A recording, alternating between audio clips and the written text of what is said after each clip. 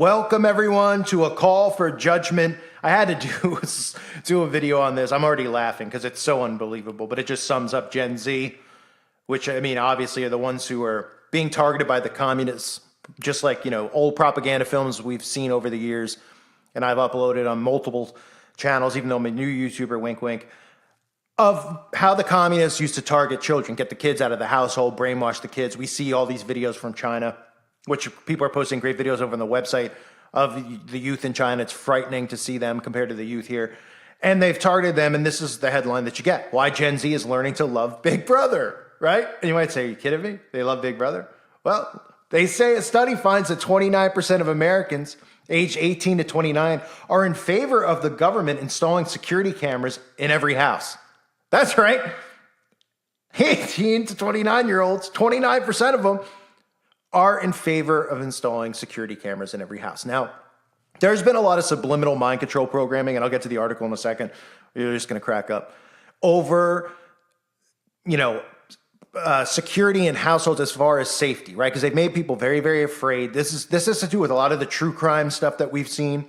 They constantly have been pumping out these true crime series. There's like trillions. I get recommended these videos all the time, and they can become addictive, to be honest with you. You see some of this stuff, and it's like, I'm like, I can see why people watch this, because it's all over the place. They talk about all these domestic cases, et cetera, et cetera, et cetera, or these mystery cases, and they're always solved by either CCTV, a Ring, an Alexa, and that's put seeds in people's heads, because then in the story they go, well, thankfully, the person had a Ring. If not for the Ring, they could be on the loose still. If not for the Ring, we may have never found out how this happened, right? So this gives the already frightened. Remember the videos I've done on Gen Z where they're literally afraid to use the phone, to talk on the phone. Does anyone remember that video? There's like a woman who for a living teaches them, and in their 20s, how to use a phone and speak with a person. Not like, oh, this is how you professionally talk on the phone. Like, hi, thank you for calling AT&T. This is Johnny speaking. How may I help you today? No, not like that. Just to say, hello? Are you real? Are you a human? That's how weak in society is, and that's what they've done deliberately. So now you have these young kids who are already inundated with the technology. They're like, what's the big deal with my phone and all this stuff? Oh yeah, until they blackmail you, of course. But they're like, what's the big deal? Yeah, I'll take a camera in my toilet. Watch me take a poop. Watch me with my wife. Watch me with my girlfriend. Watch me with my boyfriend. Sure, I don't care anymore. I don't care. So the article goes on to talk about this in frightening terms, of course. They say, have schools stopped teaching 1984? Or are they now teaching it as a playbook for America to follow? Either way, nearly a third of Gen Z loves Big Brother. A Cato Institute survey finds 29% of Americans aged 18 to 29 respond affirmatively when asked, would you favor or oppose the government installing surveillance cameras in every household to reduce domestic violence, abuse, and other illegal activity? Right? Just like I said, oh, well, domestic abuse, domestic violence, other illegal activity. All right, well, even other illegal activity these idiots don't realize would be like drug use. Oh, wait a minute, that will be prohibited because our government's actually the ones who launder in the drugs and, of course, are the ones who are handing it out to people in the streets and using our tax money for it. So, just like the video I posted on the website about what they're doing in Ohio, how they're legalizing it for pregnant women to, not to be okay to use these types of drugs like fentanyl, et cetera, where, once the baby's delivered, they're not going to go to jail and have the baby taken away. These are all things that the government wants. It's absolute insanity. It's the upside down, really. So they say in 1791, the utilitarian philosopher Jeremy Bentham proposed building a how do you say this? Panopticon. I don't even know what that is. In which people's behavior could be monitored at all times. So 1791, they've been trying to do this. And you can't tell me that we aren't on the cusp of it with the technology they have and the dummies that we live among. So Bentham's let's just call it a Panotopian, because I don't know what this word is. Panopticon, Panopticon. Was meant, I should just edit that out, but I'm not, because it's just, let's just call this what it really is. Just Bentham's 1984 was meant to be a prison. A sizable segment of Gen Z would like to call it home. Millennials are almost as submissive. 20% of the cohort between the ages of 30 and 44 also wants everyone watched. Among Americans 45 and older, support for such totalitarian surveillance rises not higher than 6%. So think about that. 45 and up, 6%, no higher than that, want cameras. But you got 20% of millennials, and you got, let's just say 30% of Gen Z. So what do you think that's going to be 10 years from now if we're even here in 10 years? Hopefully we're not. Hopefully the trumpet sound. But if we are, what's that say for the generations underneath it? And then more millennials who will want it, and more Gen Z who will want it. Yeah, it says we're in trouble. Yet the youngest adults are not the only ones with a disproportionate desire to live under the state's all-seeing eye. I can't even believe I'm reading this. They're political, and this is the New York Post. I mean, they actually post some conservative stuff, but if you actually look and Google this, you'll see like this is out there. This data that they claim is out there, which we don't know if it's real or not. I mean, obviously I say all this stuff about data and polls is all fake. It's all just a mind control thing to sway you one way or the other. But this, when they do stuff like this, it's a way to get you to be like, oh, okay, 20% of, yeah, I guess I'd be on board with that. Everybody else seems to be on board. A large percentage is on board. I'm on board. Oh, and the older people aren't on board. That makes me want to be on board more because they're old and out of touch and racist, right? See what that's what these things do. So they say there are political disparities with 19% of liberals and 18% of centrists agreeing that our daily lives ought to be captured on camera for our own safety. Oh my gosh.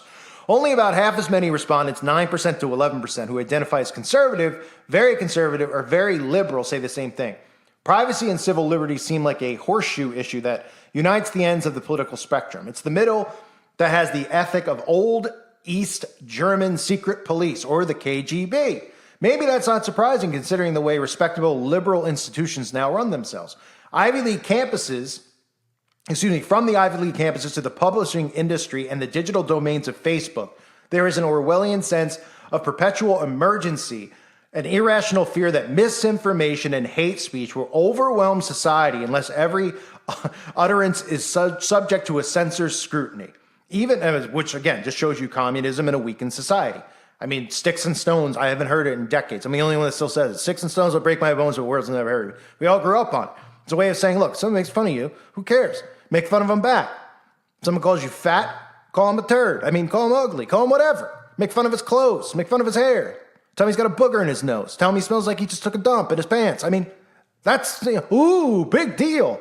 But these people, the liberals, but then the flip side of it for the liberals is they can say whatever they want. And they call people crazy. They call people like me insane, crazy. They call us racist. You know what I mean? They're so brain dead. It's unbelievable.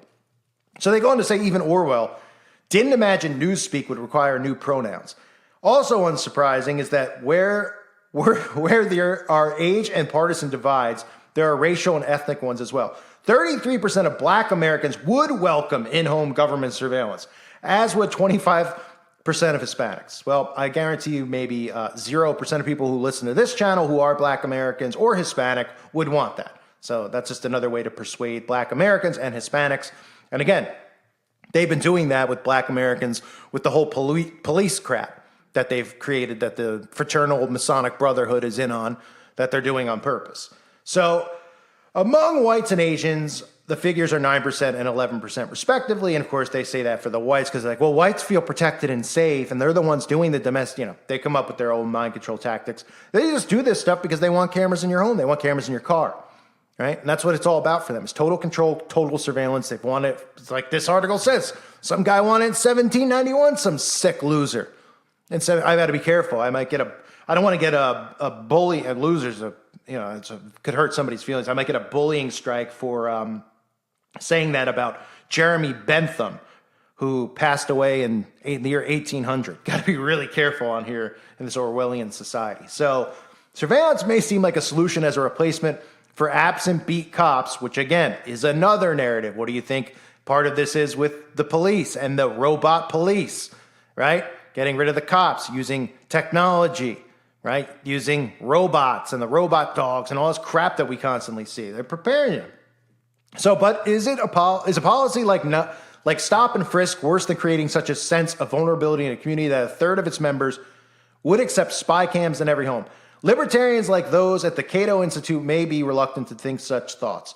They've long chosen to overlook the risks To Americans, liberties, unlimited immigration poses, but in a quarter of Hispanics accept totalitarian surveillance. Does a porous border with Mexico really advance freedom in our country? Race and national origin are not destiny where political views are concerned, of course, but if conservatives and libertarians believe in American exceptionalism, making America resemble the rest of the world through immigration presents an obvious hazard. It goes on to bring up like the immigration stuff and et cetera, et cetera. But then they go on to say a digital currency would potentially allow the government and Federal Reserve to track every dollar Americans spend or receive. It would facilitate social and socialist experiments like the creation of universal basic income and enable authorities to delete money from anyone's account. If we shudder at the thought of Big Brother's eyes in our homes, we should also be alert to his hands in our pockets, and that's exactly right. So this is just like dominoes falling one by one, and liberal people not, and younger people too, because most of the youth is liberal. Not having a clue what this even means for them. They think they could do what they want because they're being allowed to do what they want right now. They're like, I can play video games all day. Oh yeah, well, sooner or later, when you're under their thumb, you're gonna have, you think you're gonna just be able to sit around playing video games? You're gonna be doing whatever manual labor still needs to be done at a basic income level, and you're gonna have a small allowance of time that's gonna let you play video games. And then you're gonna hate the government, and it's gonna be too late. And it's going to be because you didn't listen to anyone, and you still wouldn't admit you're wrong at that point, because we've seen that even with the potion, right? These people won't admit they're wrong. They won't admit they're narcissists. That's narcissistic behavior, and it's really just a sign of the brain-dead society we live in today. So the young kids out there, they want cameras following us around, not just in the streets. I mean, it's bad enough that they're, that the police can access the ring. It's bad enough that every stoplight, traffic light out there has a camera on it, but they want them in your home. And these people are actually so scared of the boogeyman, which, you could even look at things like the horror movies out there, right? Think about it. Like how many horror movies are like Halloween and Jason Voorhees. Oh, well, I guarantee there's probably tons of videos out there of these guys that trend on YouTube talking about, well, if they had a camera in their home, somebody could have got there and stopped Michael Myers, right? They scare them that the boogeyman's going to come into their home. They scare them with all these true crime shows. They scare them. They don't want to own a gun to protect their home because they're too weak. They want everyone's guns taken away. Next thing they know, all these things will be in place, and then the government will be coming in their home. And they'll be like, what are you doing? Why are you doing this to me? And they'll go, screw you, you idiot. Should have listened to the people out there who were trying to help. But they're all long dead now because they probably would have, at that point, killed us all off. But they'll be their servants for them for the rest of their lives. And they don't realize that the life they have now is actually good, really good. And they're lucky. A lot of them, just collect tax money and do nothing. And you know what? It's a really good life here in America for a lot of people, and in some other countries, obviously, too.